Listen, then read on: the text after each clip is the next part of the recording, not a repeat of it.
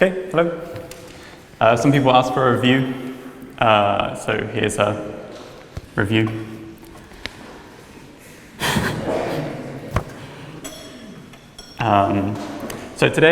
So last couple of lectures we've looked at the phase diagram, and the general picture has been like someone gives you a QFT, I gave you the abelian Higgs model, and then you want to understand what is the phase diagram, and we went through calculations of how you do that, how you do this dimensional reduction, integrate stuff out, and then work out what the phase diagram looks like. Today we're going to look a little bit more about the cosmological evolution, and in the last lecture we'll do even more in cosmology. This is the kind of bridging lecture. So we're going to look in particular at first order phase transitions,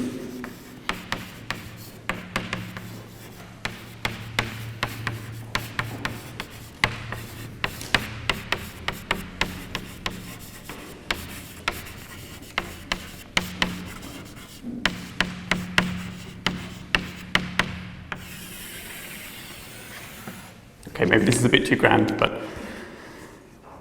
And the general picture that we had from before, I'm sorry I've drawn this so many times now, but we have some kind of a potential, an effective potential, which we looked at computing in the last couple of lectures, which goes from something like this at high temperatures to something like this at zero temperature. And in between, if there's a first order phase transition, there'll be a coexistence of phases and two minima with the same free energy or the same effective potential. And in principle, we can draw some other lines like this, for example, at a lower temperature where the two minima still exist, but they're not degenerate.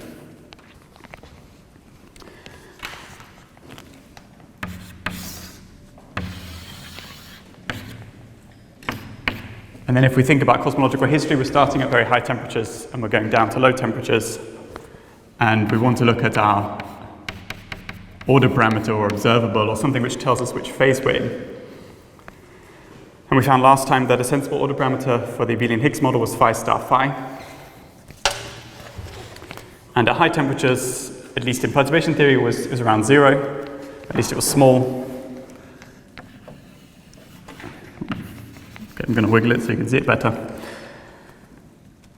And then at some special temperature, Tc, it jumped to some non-zero value. So let's say it jumped to here. And then below that it evolved some more. Okay, I can just draw this through. Okay, that's better.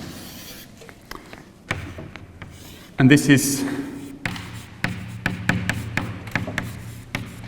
the equilibrium trajectory. By trajectory, I just mean following it as a function of temperature. And if the universe evolved infinitely slowly, this would be also the cosmological trajectory. But the universe doesn't evolve infinitely slowly. And if we assume it starts here from the symmetric phase, depending on how quickly it's able to transition to the other phase, it may be that it gets stuck here in the symmetric phase for some time. Essentially because there's an energy barrier to go from here to there. And if you want to transition the whole universe, this is an energy barrier per unit volume. So you're going to need to put in a finite amount of energy per unit volume across the whole universe in order to make this transition. And if you're not able to do that, what's going to happen is you're going to fail to track the equilibrium trajectory. And the cosmological trajectory, which I'll do in red here, will stay in the symmetric phase for longer, and then will transition up to the new equilibrium. So this is the cosmological trajectory.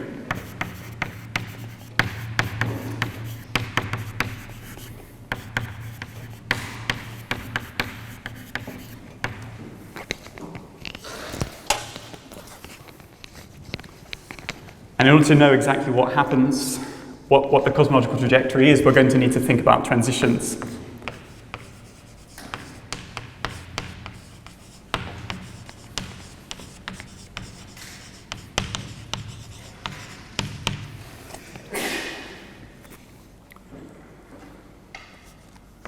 So as I mentioned before, the transition for a volume L cubed is suppressed. And it'll be suppressed by e to the minus the effective potential evaluated at the barrier times L cubed. And because of this exponential suppression in the volume, this is basically the Boltzmann factor for the transition. You're going to have to go over this barrier. This tells you that the transition must be local.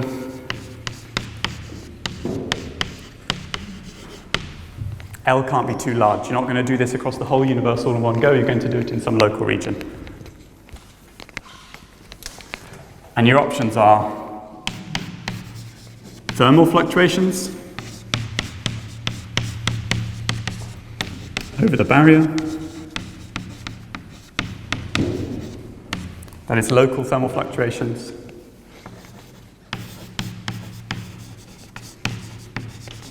Or quantum tunneling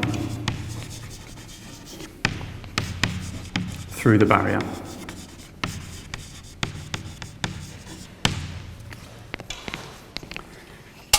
And in terms of this picture back here, the thermal route is this one. And the quantum tunneling route, well, let's say we're going all the way down to here. We have some supercooling because we're considering the transition maybe somewhere here. And then the quantum tunneling route is there. And these are both two options, and in principle there could be some combination of the two. But these are the options for how we can make this transition.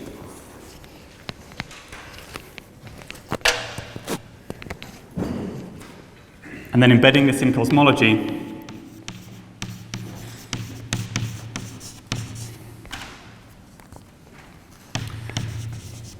the rate must be faster than Hubble, basically.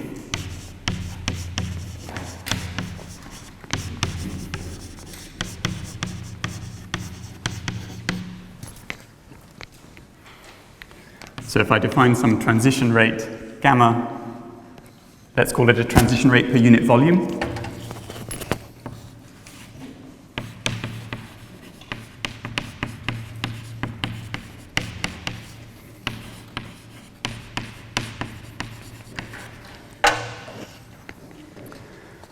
So this thing has units of 1 over time because it's a rate, and then 1 over volume because it's a rate per unit volume. So it's 1 over space-time. It's the units of this. And this has to be bigger than about Hubble to the 4. And if it's not bigger than about Hubble to the 4, then, or if it is bigger than about Hubble to the 4, then we get at least one transition per Hubble patch, which we need for it to be cosmologically relevant. So the task for today will be to understand this object here, the transition rate per volume. And if we can understand this, we can work out what this cosmological trajectory will look like. And we'll look more at this specific cosmological trajectory next time, but today focus on this thing, gamma. And let's start with a simple example. Oh, yes, sorry, questions?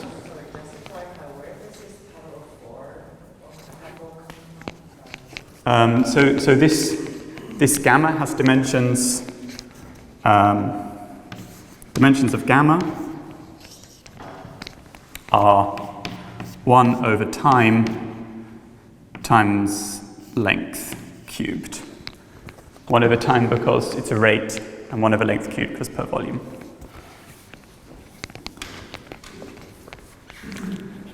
Okay. So let's do something easier first, so we can get a kind of a picture and a handle. So let's look at a particle escaping a well.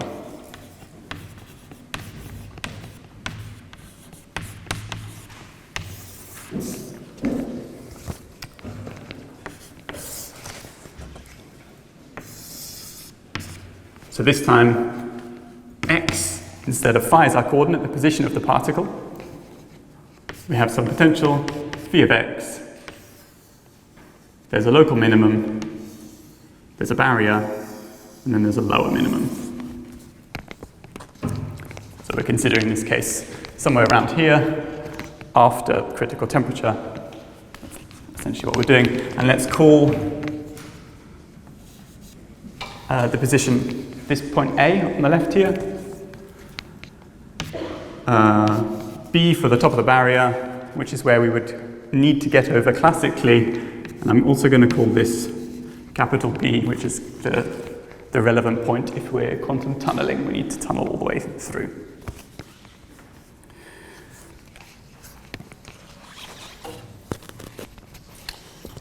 So in order for there to be a rate, in order to be able to define a rate, we need a couple of time scales.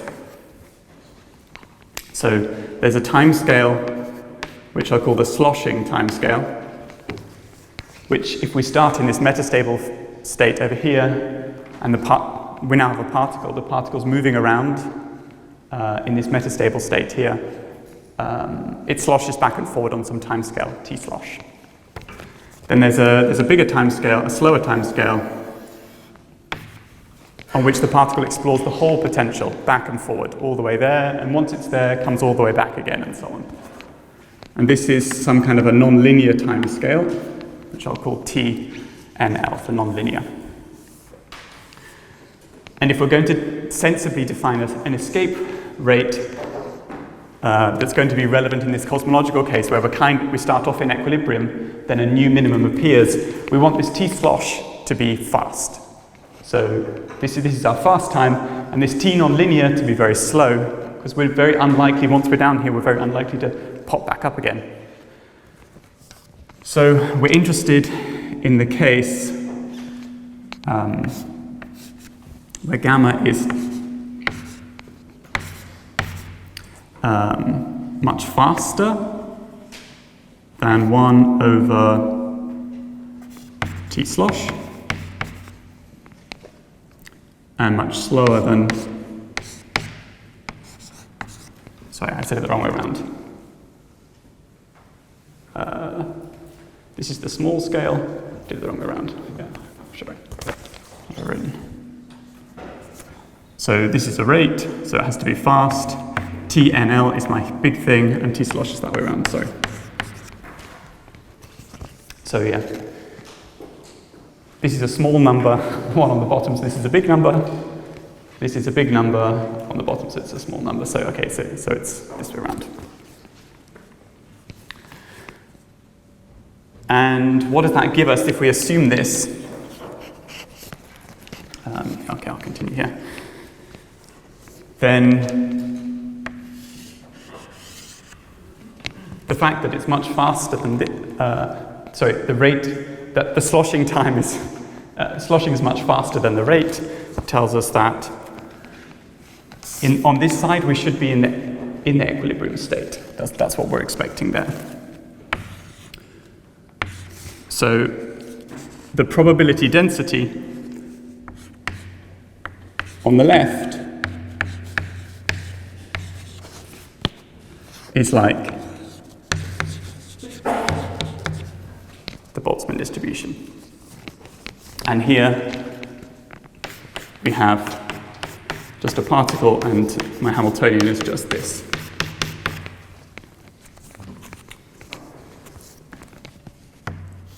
And then because this non-linear thing is slow, if we start over on the left-hand side, we're assuming that x positions to the right of the barrier are unoccupied. And likewise, if we consider being at the barrier itself and momenta going back in this way, then there should be none of those in our probability distribution. So From this assumption on the timescales, we should get these conditions on our probability distribution. Basically, we're in equilibrium on the left and there's nothing on the right. That's the basic picture. Okay.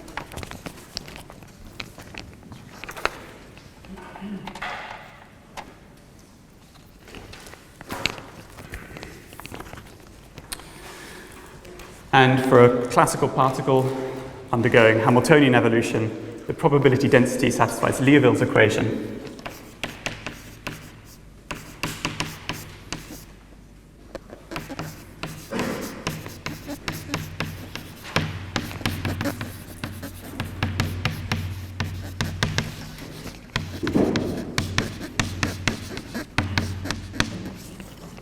Which takes the form d rho dt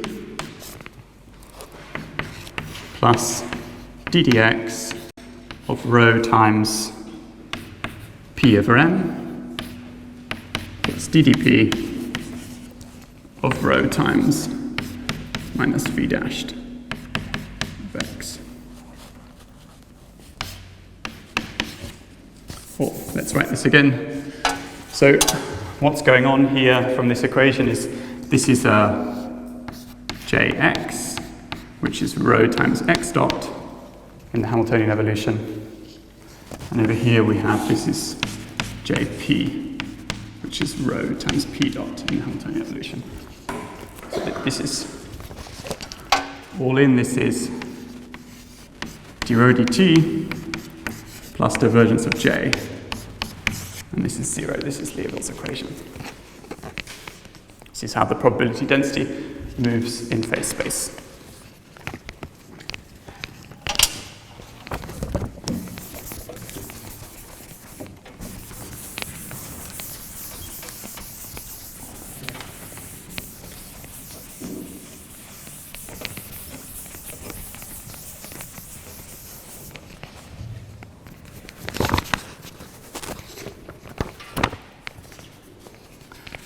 So now that we have a probability distribution, we can define a rate by a derivative of a probability. So let me just say, let's call everything on that the right, and everything on there the left.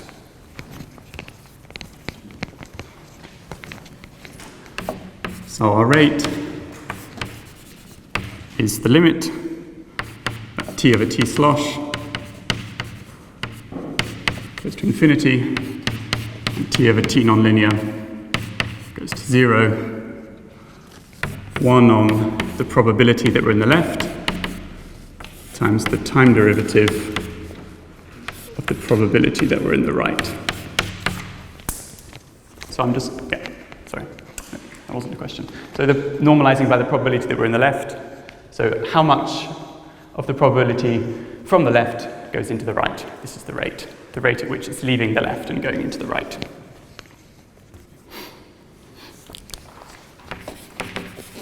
And we have the probability that it's in the left is 1 minus the probability that it's in the right.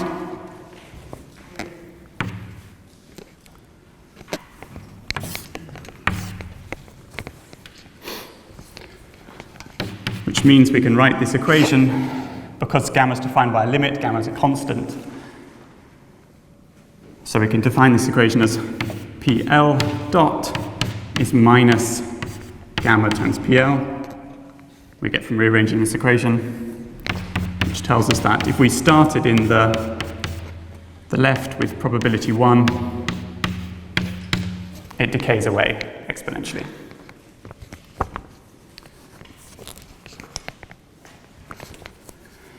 Okay, now it's to some extent a simple exercise to work this out using the equation we have. So we want to work out the rate of change of the probability in the right-hand side. And this is the rate of change of the integral over x in the right-hand side. Yep.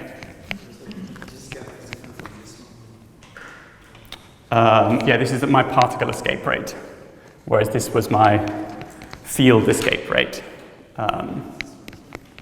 Yeah.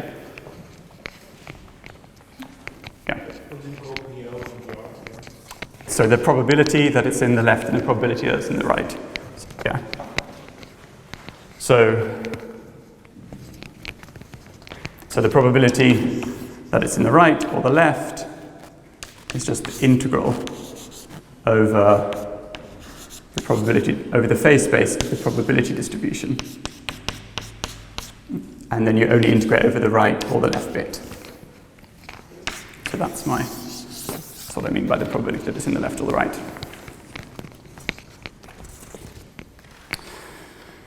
So when we're looking at the rate of change of the probability that it's in the right, we want to integrate over phase space weighted by the probability distribution and just integrate over the right-hand side. And we can bring this in, and we're going to get a rho dot, and it's a partial rho because of the integrals, which we can replace using Liouville's theorem with the divergence. So we're going to get minus dx dp times the divergence of J.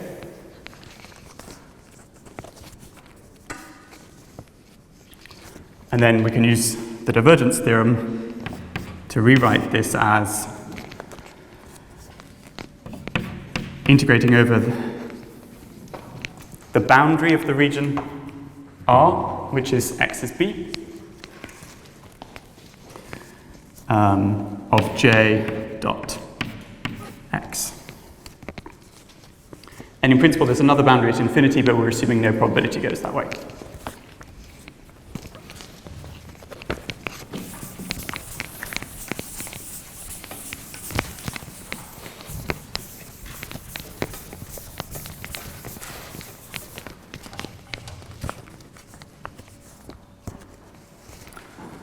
Okay, now we can try and evaluate this. So dpr dt equals, so we're fixing x to be at b, so we're no longer integrating over x, we're just integrating over p, the remaining part of the integral, and then this will give us jx, because we have the dot product.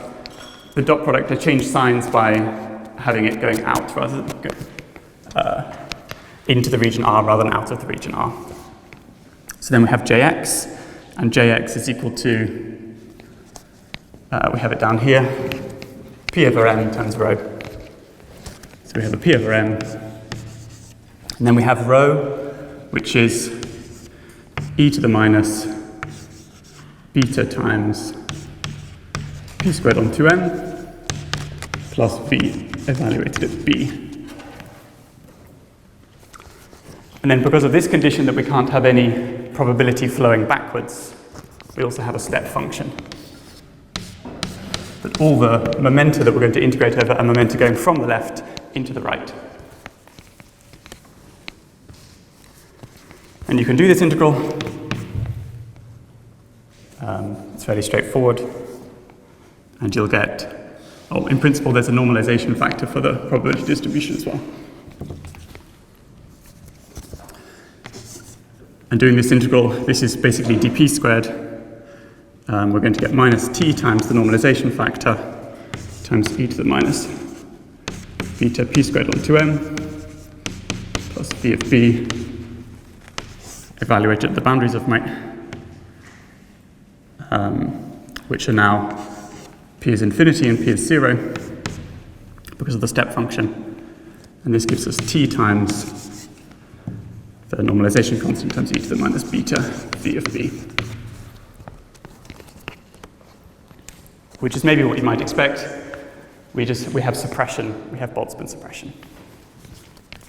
This needs normalizing then, so we need to calculate PL, which is just, dx dp of rho of the left-hand side, which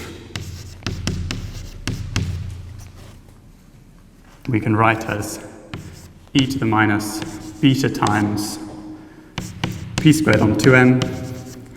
And then if we make an approximation that this is quadratic around there, because we're now integrating over the left-hand side, we can write this as a half m omega a squared x squared, where omega a is the curvature at the bottom there.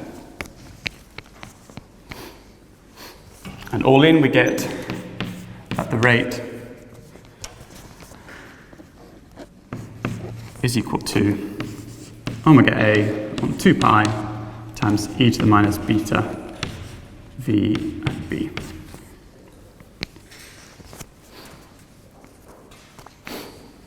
So how do we interpret this? I mentioned before, this is a Boltzmann suppression.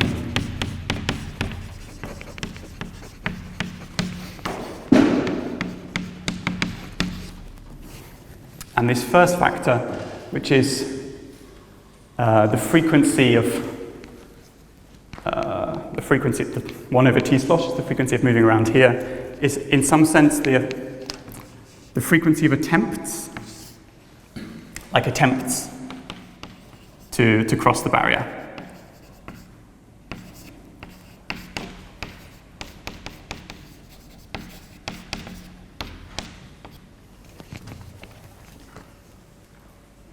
Because you can only cross the barrier when you're on the right-hand side, so don't do tries every now and then.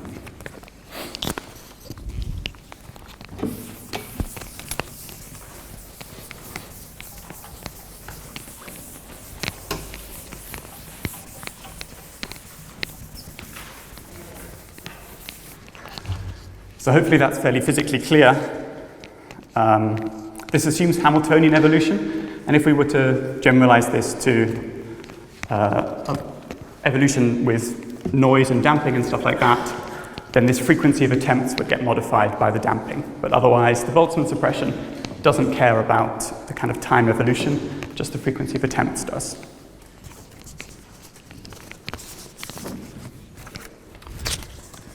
So I wanted to cover that kind of simple particle one first, because as soon as you go to the quantum case, it gets a fair bit more difficult. But let's now try the quantum case.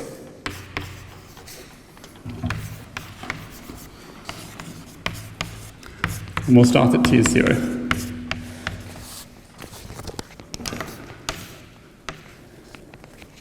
So the probability that we're on the right, I'm now going to use, I just rubbed it off, but I'm now going to use capital letters for right and left, because the boundary in the quantum case is in a slightly different place.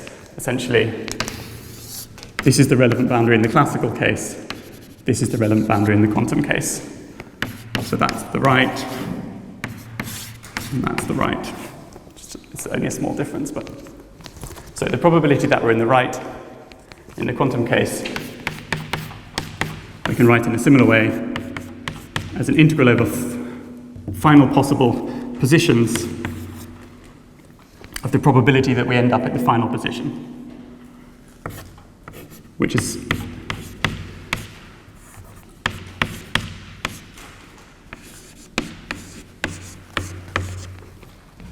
now given by the overlap of the initial state.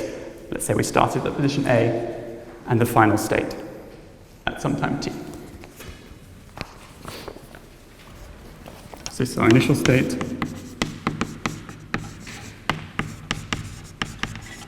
This is the final state. And to usefully apply this to quantum field theory, we're going to want to use a path integral description. And one can note that this is the Feynman propagator between position A at time 0 and position xf at time t.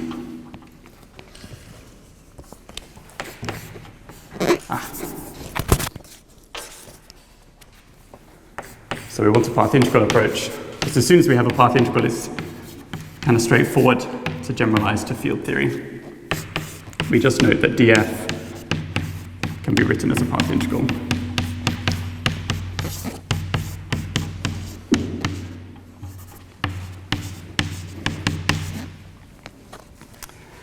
And the boundary conditions of the path integral we just write down here. So x at 0 is a, x at t is xf.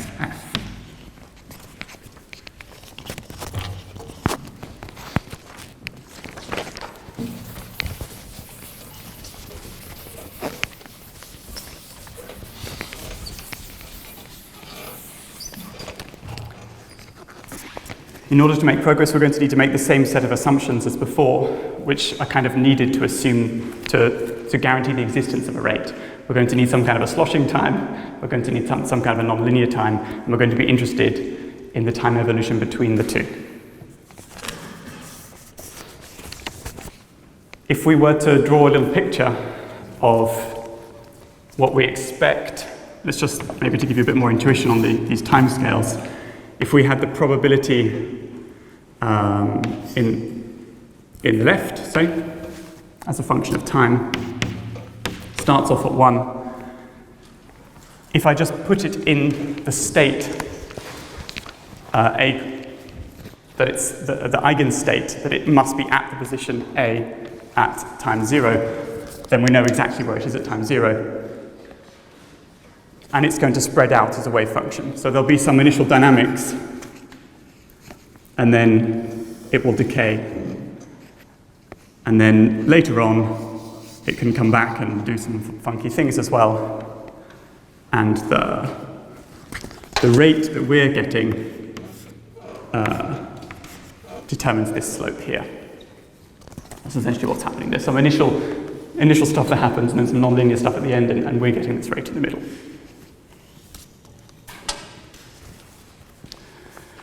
Now, in the quantum case, we're integrating from the position A all the way up to this final position xf, which is in the right-hand side. But once we get into the right-hand side, we don't expect the dynamics to matter very much. And the evolution beyond, so here's A again, here's B, and here's the right-hand side. If we start here, it's going to take us a while to tunnel through to there, but we don't really expect whatever dynamics happens here to affect the rate at which it goes through. Given that, we've assumed the non-linear time is large, so it's really unlikely to come back again. So what we want to do is factor off this complicated dynamics that we just don't care about. So for example, you could imagine I'm going to change the shape of the potential to that. This will change the complicated dynamics on the right, but it shouldn't change this rate.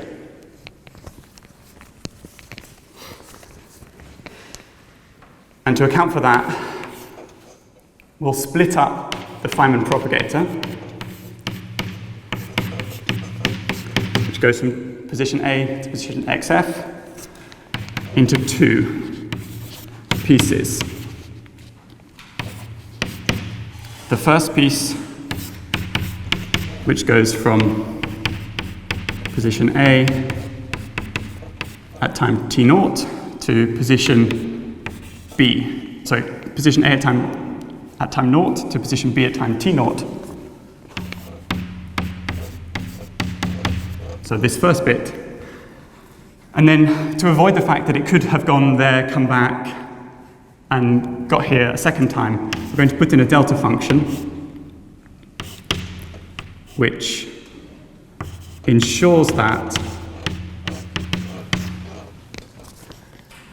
this is the first time that we cross B. So this functional returns the first time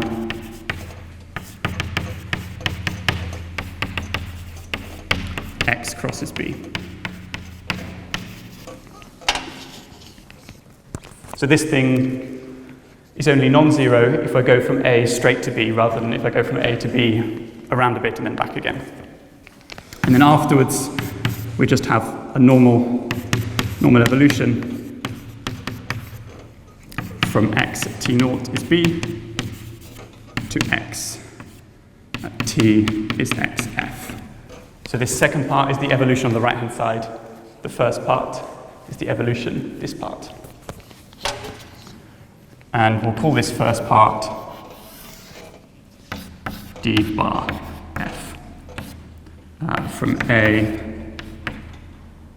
at time 0 to B time t0, and then this one is the normal Feynman propagator from position B at t0 to position xf at t.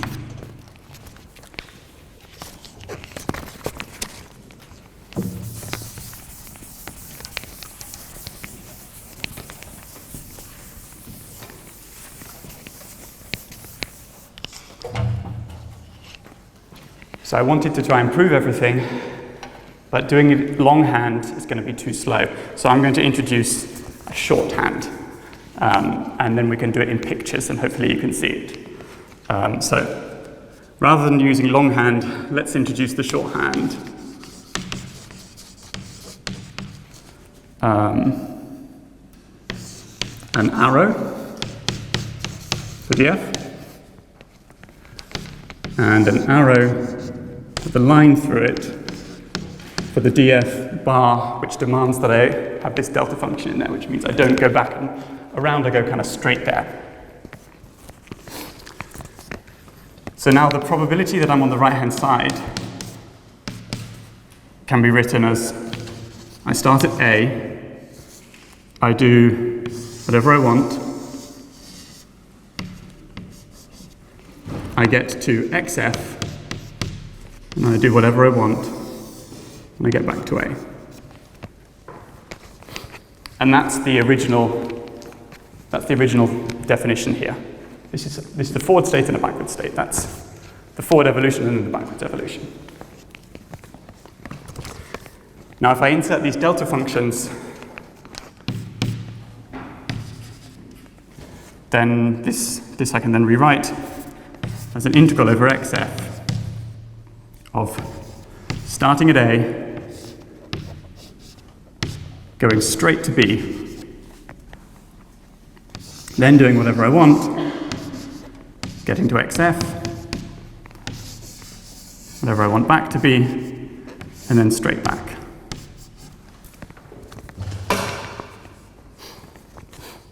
And I'm going to integrate over this position xf, where it ends up, because I don't care where it ends up in the right-hand side. But because I don't care where it ends up in the right-hand side, if this, I get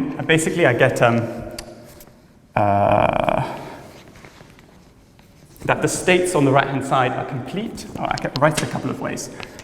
So let me just write the answer first and then explain it. So we're going from A straight to B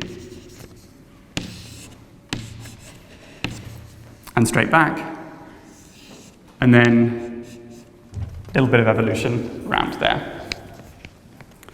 So this equality follows, it's actually an approximate equality, because I'm integrating over xf. I'm integrating over all positions on the right-hand side. If I were to integrate over all possible xf's, I would just have an insertion of unity, essentially, in there. I would be using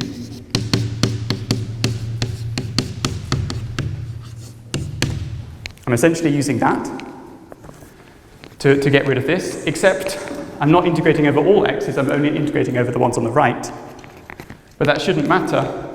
I shouldn't need to integrate over the ones on the left because I'm assuming that the nonlinear timescale is very long. So it doesn't go from the right to the left again. So this resolution is that this is approximately equal to just integrating over the right for states when acting on states on the right. And that's what happened there. And then this I can split up into two options. So this time evolution can be a positive time evolution or a negative time evolution, depending on which one got there first. So if the upper one got there first, I can combine these two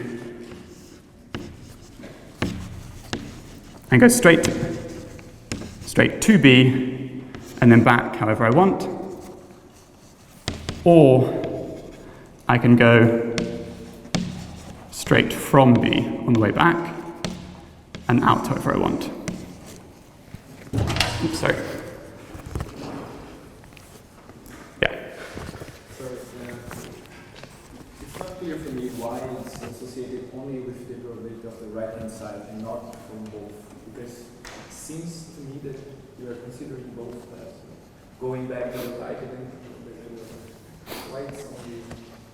Yeah, so the way to think about this is in quantum mechanics we have to go there and back again because it's psi star psi.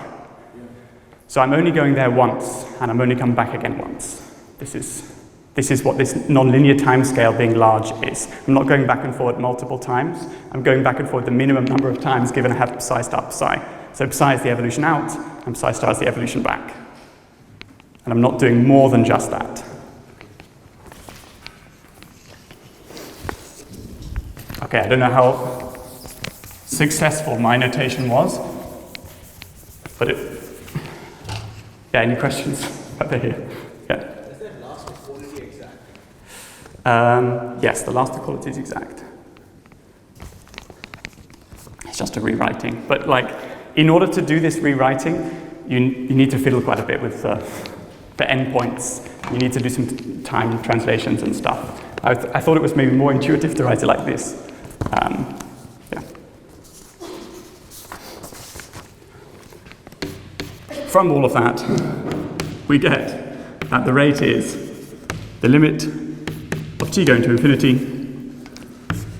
d bar f, a0, b t, d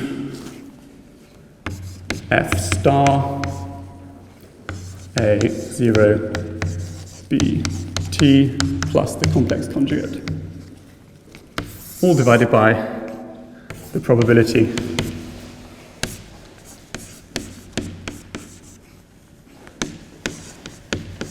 of being anywhere.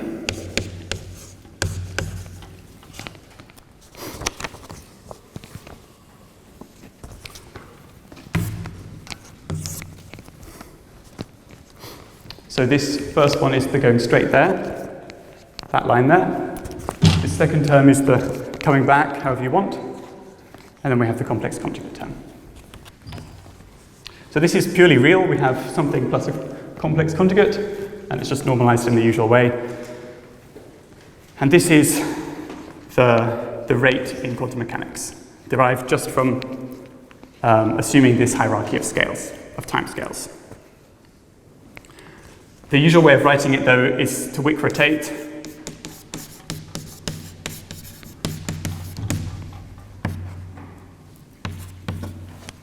And when we Wick rotate, a few things to note are where we're going to use tau for the imaginary time. So df and df star rotate oppositely.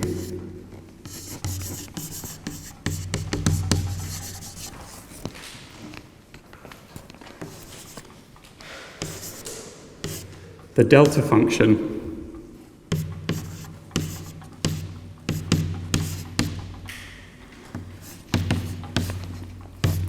picks up an I. And you can see the delta function picks up an I because it's going to give us something of dimensions of time. And then when we rotate something with dimensions of time, we're going to get an I. And then the numerator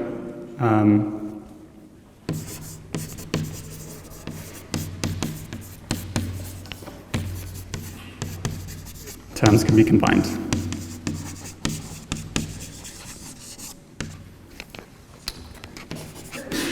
Into evolution from minus tau to tau.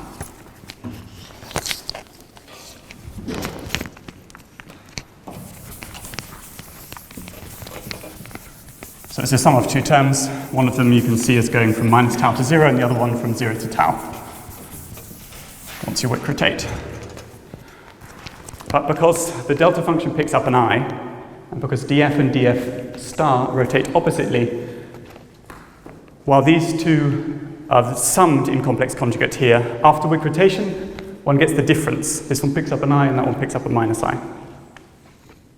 If that makes sense. This is because, yeah, they're complex conjugates of each other, and the delta function picks up an overall I, and a minus I for the opposite direction.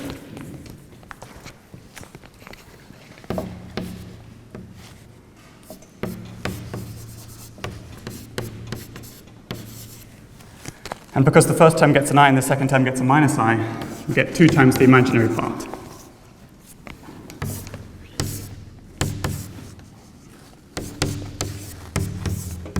Of the Euclidean evolution with the delta function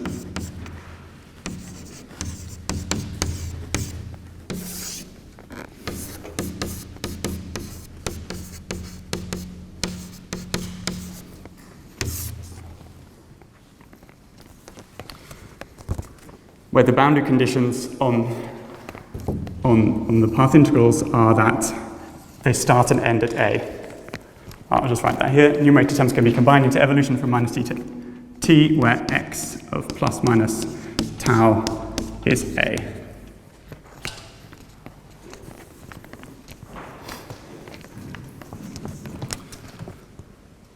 Okay, let's stop and have a 5-minute break there.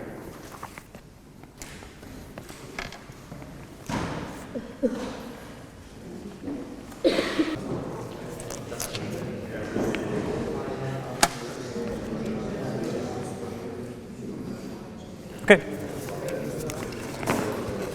Let's begin. No, I need to unmute that. Let's begin again.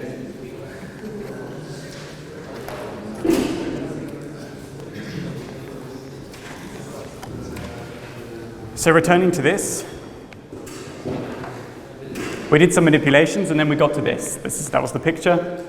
We now have the rate as the imaginary part of something which looks real. What's going on there, right?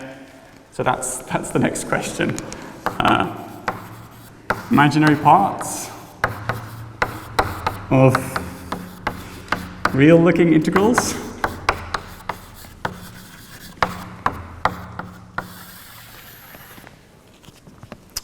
I'm going to pick a simple integral. Am I doing on time? Okay, behind. I'm going to pick a 1D integral. I'm going to integrate from minus infinity to infinity. This is not a path integral, this is merely a 1D integral, e to the minus beta v of x.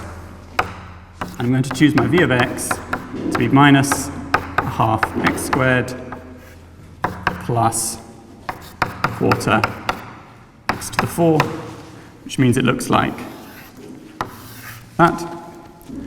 And beta is going to be big. Sorry, 1. And because beta is large, we can do this integral by the steepest descents method, which is going to be the same way we're going to do the path integral. So we're setting up methods here that we can use for path integrals.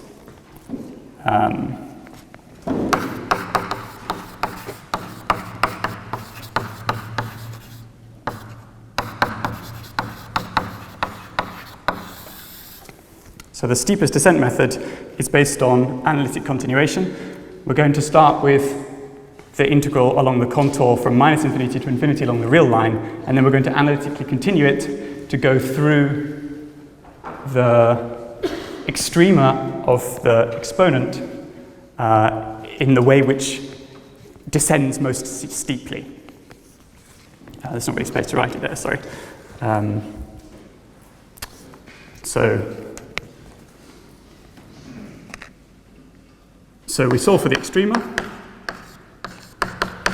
because the extrema are expected to dominate this integral, essentially. And in our case, we have extrema at x is 0 and plus and minus 1. And then we expand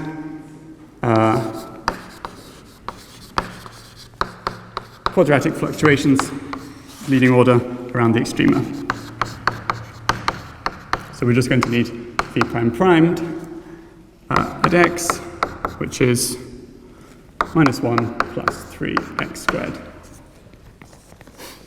And then we're going to write the integral as the sum of the integral around the first extremum. Let's order them minus 1, 0, 1 from left to right, plus the integral over the second extremum, plus the integral over the third extremum. And we'll evaluate all of these integrals by moving the contour.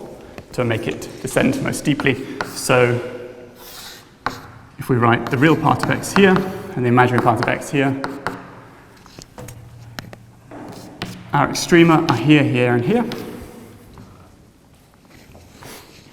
And the appropriate contour goes from minus infinity down here, up there, down again, and over this way. This is the contour which descends most steeply through each of the extrema. Here are my extrema, sorry. And how do we see that? So I1 is actually equal to I3 at this Gaussian approximation level, and it's equal to the integral over x of e to the beta 1/4 minus 3 over 2 x squared. So that's just expanding around one of the two minima here to Gaussian order.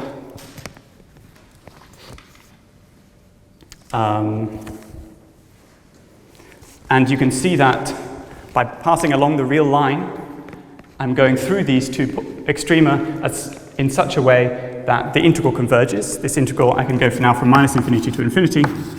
The integral is going to converge, and it's going to descend steeply in both directions. And if I were to rotate this contour in some way around either of these extrema, it would converge less quickly. So if I rotate it by this much, it's not going to converge at all.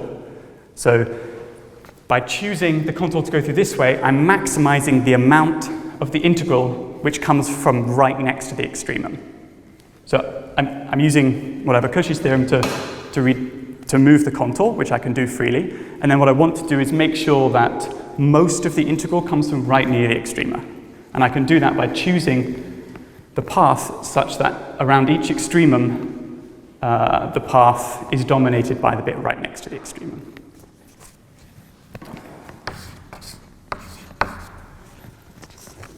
The integral over x2 is instead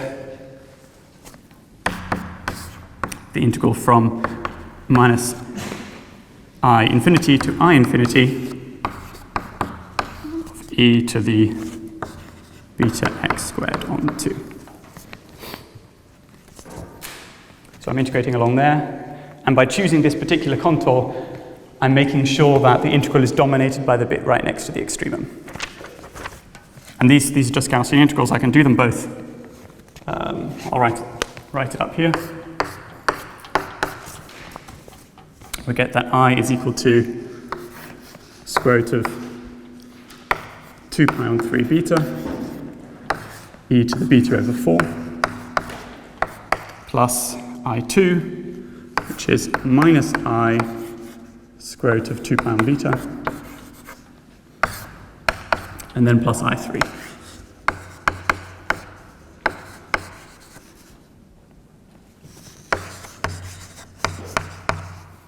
So these are the contributions from the three integrals.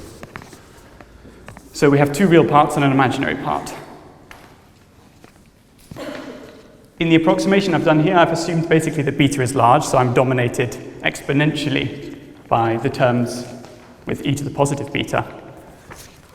And so these two terms dominate exponentially.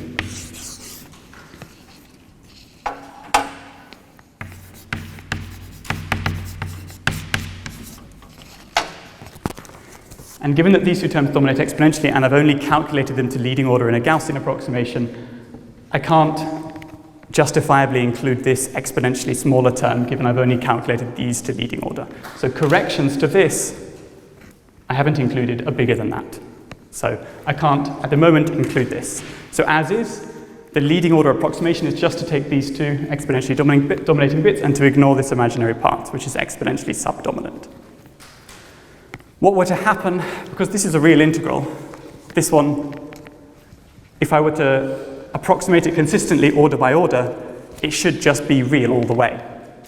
And this imaginary part here will actually cancel against the fact that this integration line doesn't just go from minus infinity to infinity, but it turns upwards. and this one turns downwards, which is going to give an imaginary part to I1 and I3, a subdominant imaginary part. And those subdominant imaginary parts will cancel against this to give me something real. So if I do this consistently, I'm only going to get a real answer, order by order. But it's a different story in gamma.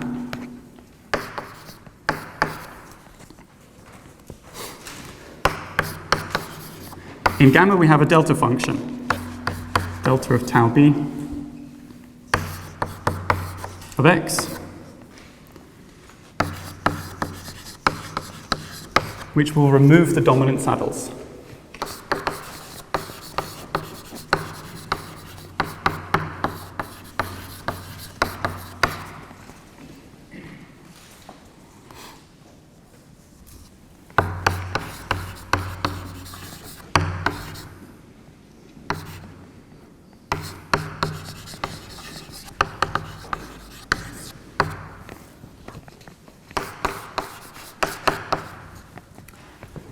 In gamma on the top, this delta function essentially picks out only this contribution and throws away those two contributions.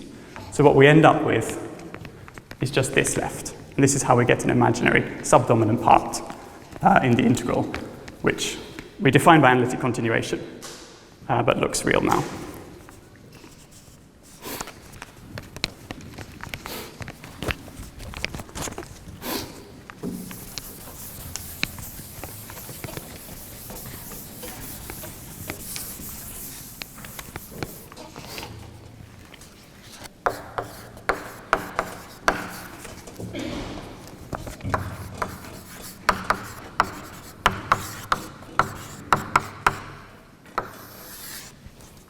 Let's look at things in quantum field theory. Given we've written everything in terms of path integrals, the generalization is fairly straightforward. 2 times the imaginary part of the path integral over fields now, e to the minus s action. And what happens to this delta function? Before, the delta function picked out the point which separated the left hand and the right hand sides. Now we're integrating not over x, but configuration space, which is an infinite dimensional space. And so we're going to need to pick out a subspace, a codimension 1 subspace.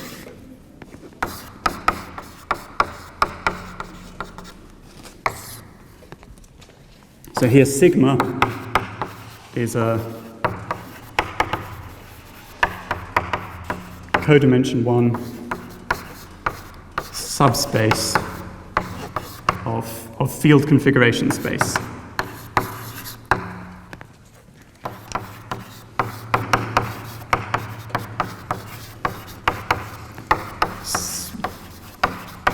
Which separates the 2 phases.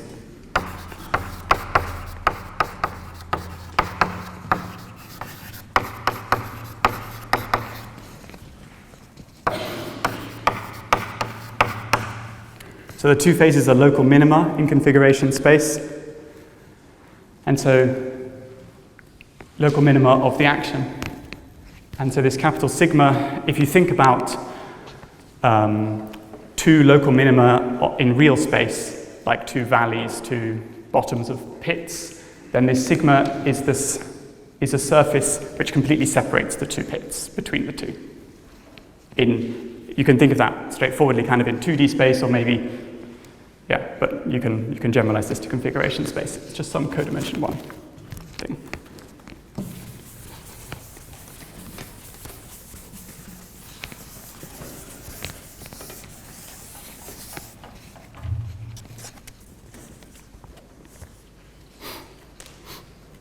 And we're going to do the same story as before. We're going to do steepest descents.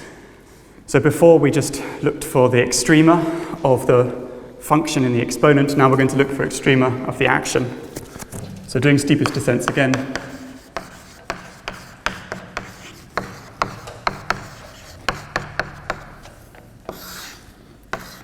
Need to solve for extrema.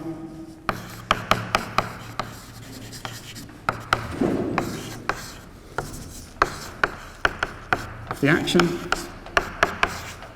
subject to the appropriate boundary conditions, and the boundary conditions are such, just as we had before, that at the beginning and the end, we must be in the metastable state, which was A previously. So the boundary conditions are phi, let's call the solution phi tilde at plus and minus, or tau is plus and minus infinity, must be in the metastable state, phi A. And in the numerator, we're going to get this, so that phi tilde at tau is 0 is in this separatrix between the phases.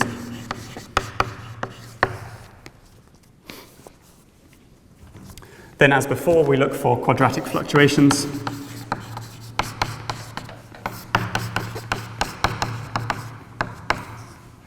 Which are given by the second derivative now of the action.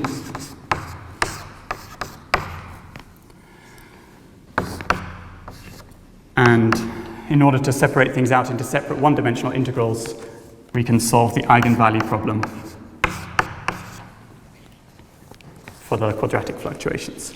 So these f's now are the eigenmodes, and the lambda is the eigenvalue. And we can normalize the f's.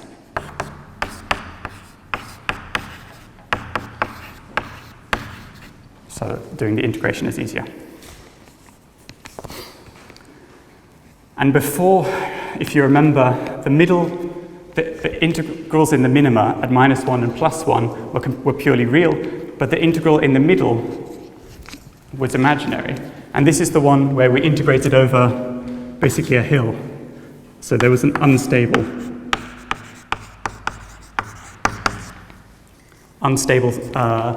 Gaussian integral. And it was the analytic continuation of that gave us the I. So when looking at the quadratic fluctuations, here we have an infinite number of fluctuations because it's field space. But if we were to have one negative eigendirection, then we would get an I. And if all the rest were not negative, we'd be fine. And we will always get one negative eigenmode because of this constraint here. So this sigma subspace is a subspace between two minima. They're two local minima. And the only way you can get from one local minimum to another local minimum, at least one of the directions has to be going uphill. You can't go downhill from a local minimum to another local minimum. You have to go uphill at some point. So the separatrix will always have an unstable mode. And so we'll always get a factor of I. So when we take this imaginary part, we'll always get something.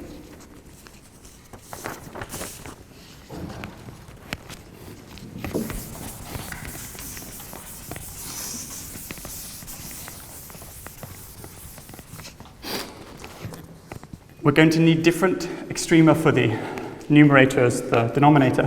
In the numerator, we have this extra condition. In the denominator, we don't. So the relevant extrema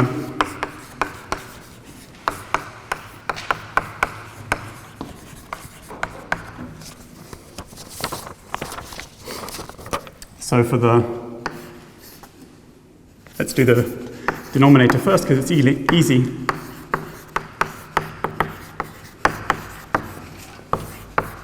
There's a fairly obvious extremum.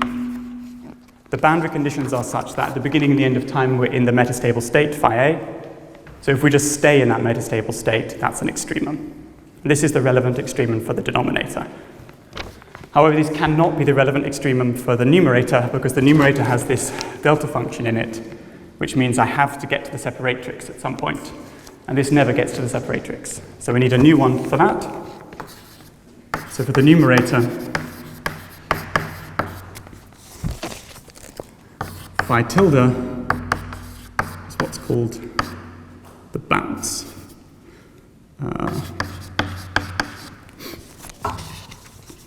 And the bounce is an O4 symmetric configuration in 4D, because it's Euclidean 4D.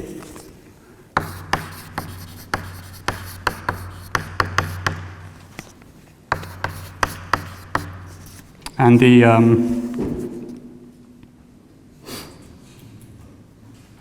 it looks like this as a function.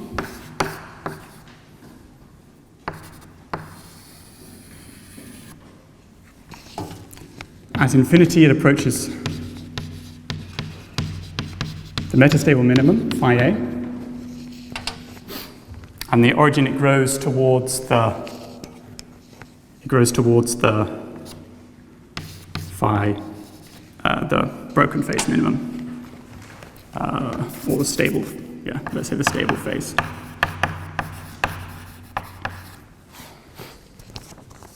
And why is this the relevant solution?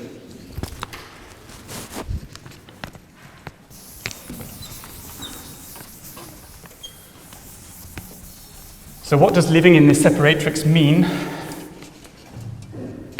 It means if I poke it, it'll go downhill in one direction to one of the minima, and if I poke it the other way, it'll go downhill in the other direction towards the other minimum.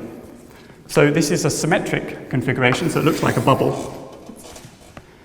And if I poke it a little bit outwards, it's going to grow, or if I poke it a little bit inwards, it's going to shrink.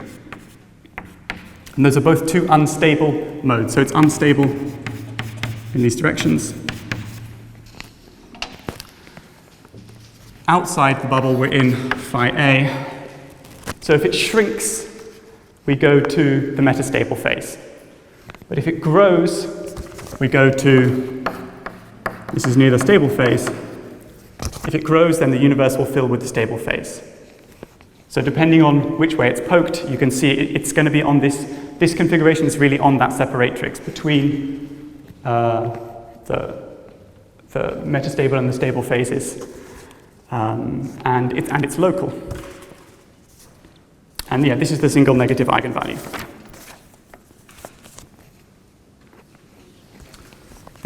The negative mode looks like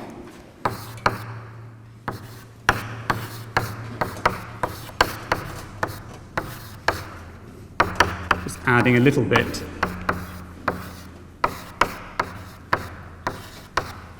or taking a little bit away depending on whether epsilon is positive or negative. So this is our approximate unstable mode with lambda negative less than 0.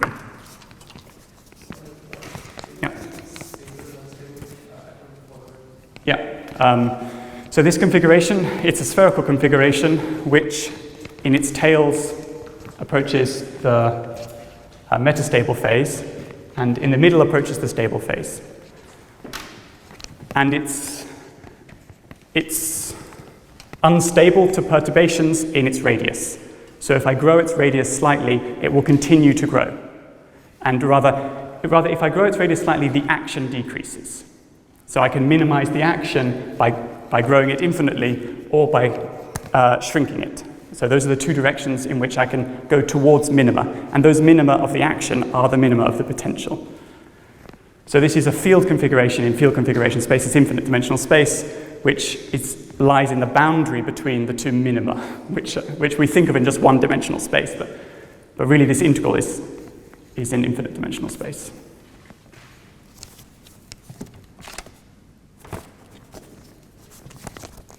So there's one negative mode. In addition, so we want to integrate over all the fluctuations, find out what the quadratic fluctuations are to do this deepest descent method. There are also zero modes. If I were to just move this bubble from this position to that position, the action doesn't change. So that's a zero mode, a mode which will give me zero change to the action if I just move the whole bubble a little bit. So in terms of the quadratic fluctuations, there are those zero modes. Do I have time to do all of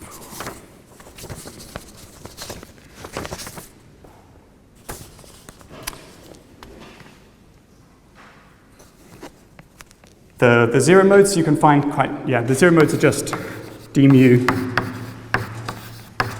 These are the zero modes. And you can see that because this is equal to if I multiply this by x bar mu, this is equal to phi bounce at x plus x bar minus phi bounce at x. So just a translation of the bounce looks like this. So these are my zero modes.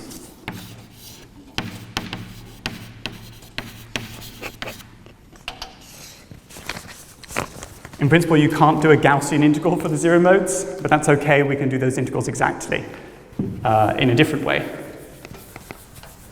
But I think maybe there's not quite time for that, so maybe I won't do it. So in total, what we're going to do is we're going to write phi that we're going to integrate over in the path integral.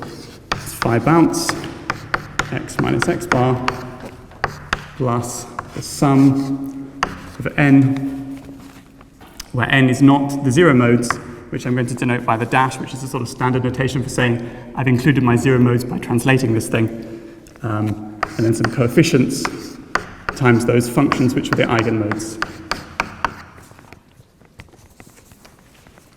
And if I write my field like this, then I get a path integral measure, which looks like the product over the integrals over these coefficients, and we'll normalize by 2 pi such that when I do that Gaussian integral, I don't get any 2 pi's, I just get the eigenvalues. And then in addition, there are 4 integrals over my x bar coordinate. And again, we should use the same normalization in terms of 2 pi's. But when changing coordinates, when changing variables in my integration measure from these zero modes to integrating over x bar, the position, so essentially it should be equivalent to integrate over the position of the bounce or to integrate over the zero modes. So I should just be able to change variables to do that, but I'm going to get a Jacobian factor when I do that. So there's additionally a Jacobian factor. And I'm going to get 1 per zero mode, so I'll write j to the 4. So that's what my measure looks like. What does my action look like? My action looks like the action for the bounce minus lambda minus over 2 times the negative,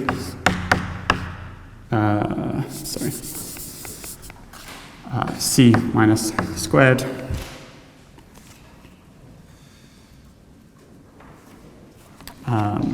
plus the sum over all the others over the positive modes of a half lambda n cn squared. And then in principle plus higher order. But in the Gaussian approximation, I can write my action like that. So I've used the fact here that the f's are normalized and integrated over them. I've done the x integrals, and that just gave me a Kronecker delta, so that's why I get just the c's left over. And then I'm just integrating over all the c's. Where's my measure? The measure is here. So I can do this integral, and I'll find the rate after doing this integral.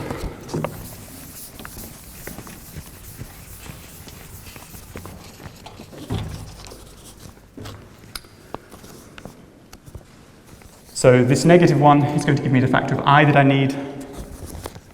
In the end, I'm going to get that the rate is equal to j over 2 pi square root to the 4 times the square root of the determinant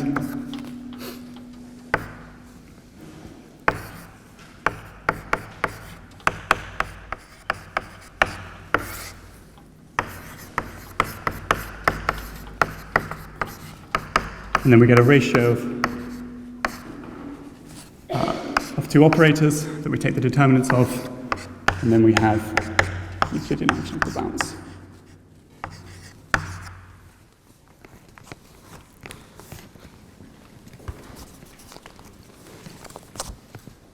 There's one subtlety here. Before I had 2 times the imaginary part. Now I don't have any of that. Here I get a factor of I. But in the delta function that I had in my definition, I am only including field configurations which go from the metastable phase over the barrier. They have to go slightly over the barrier or the delta function doesn't fire. So I get 0 from any configuration that doesn't quite reach it to the top of the barrier. And because of that, when I'm integrating over the negative modes, I only integrate over the negative modes which go over the barrier and not the ones which stay on the near side, which means I'm only integrating over half of the negative modes, which is why I get a half, and that cancels against the 2 times the imaginary part. So that's why the 2 and the half disappeared.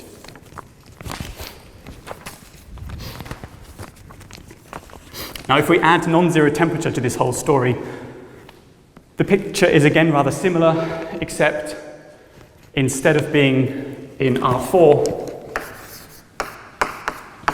we're in R3 across a circle, and the circle has radius 1 over temperature, so using the imaginary time formalism. And so the equations that we have to solve to find the bounce and the equations we have to solve to find the fluctuations are the same as before, except the boundary conditions are different because of the space being different. So at t is 0, we have this kind of a solution with O4 symmetry. At t, if I call this radius, well, if I call this 2 times the radius, at t is about 1 over 2 times the radius. My boundary conditions are like this, and I no longer get, basically the bubble sees itself, and the appropriate bounce solution satisfying the boundary conditions looks like this. So, yeah, because it sees itself, it kind of wants to be spherical because it wants to minimize the surface area because that costs action to have surface area, but it can't be quite spherical because it notices itself in this direction. And then at t bigger than 1 over 2r,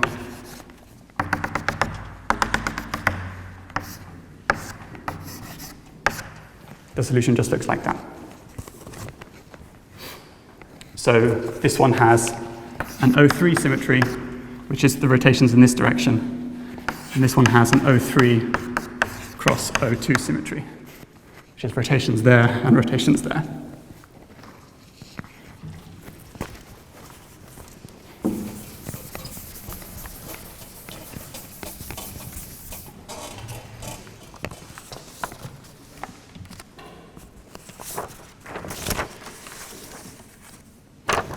At high temperatures, which is what we're interested in for phase transitions, it's always this case which is going to dominate, because the radius is always going to be large, because the radius is dominated by, the radius is always going to be bigger than about the Compton wavelength of the field, and the temperature is always bigger than that when we're in this high temperature regime where we have phase transitions. So in the end, our thermal rate is always going to be the one on the right-hand side. And we get, in that case,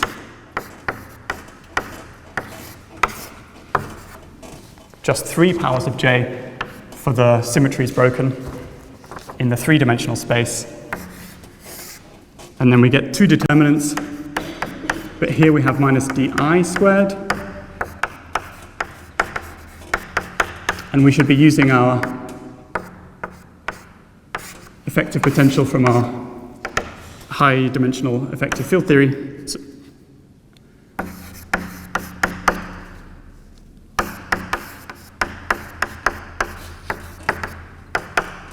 Second derivative of this thing,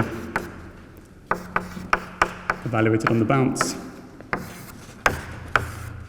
And then again, we would have our effective field theory action up here, evaluated on the bounce. The only difference here is that this is now all completely kind of 3D, because what happens when we do high temperature dimensional reduction is we remove a dimension. So we get this completely 3D decay rate. And then this thing doesn't have the right dimensions. So there has to be something out front, which is called the dynamical prefactor. And this thing is, let's say, poorly understood.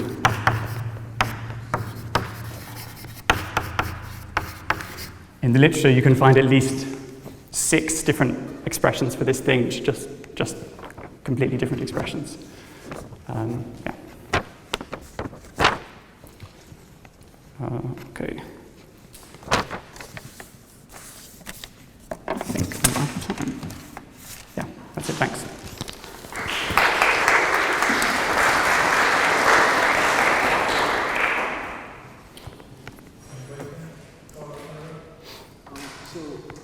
For the decay rate there, in the denominator you have the determinant of minus partial square plus b double prime of phi.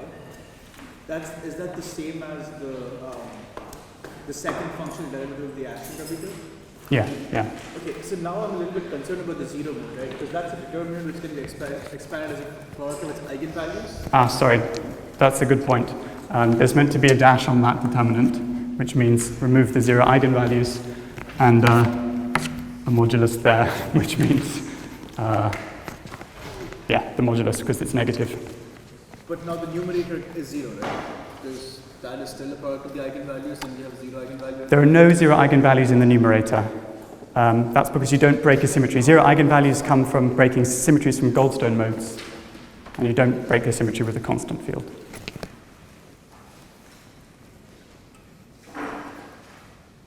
Yeah. Very quickly, what would they change, like with the temperature? Because you mentioned the bubble, explaining that, like, what would happen with higher temperature? What would happen here? So this bubble looks like a 3-dimensional bubble as opposed to a 4-dimensional bubble. And it's static in time. So it really is a bubble that you could look at. So the bubbles that we think of in thermal transitions are those ones on the right-hand side there.